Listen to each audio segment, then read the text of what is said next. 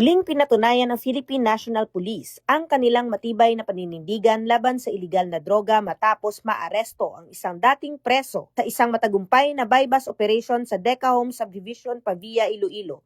Nito lamang ika-6 ng Enero taong kasalukuyan. Kinilala ang suspect na si alias Rafi, isang residente ng Banate at kabilang sa regional target list ng Philippine Drug Enforcement Agency. Siya rin ay mister ng isang barangay official.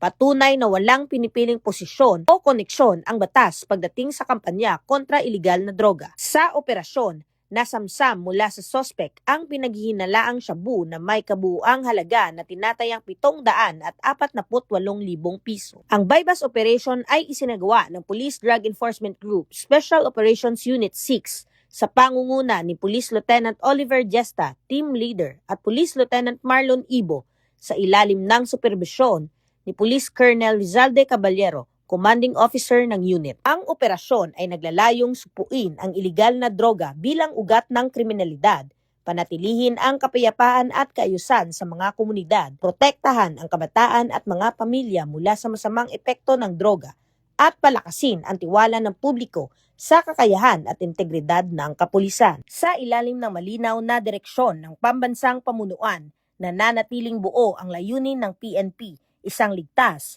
maayos at drug-free na komunidad para sa bawat Pilipino. Mula dito sa Police Regional Office 6, ako ang inyong Police News Network Correspondent, Patrolwoman Andrea Dominic Di Palobos, alagad ng batas, tagataguyod ng balitang pulis.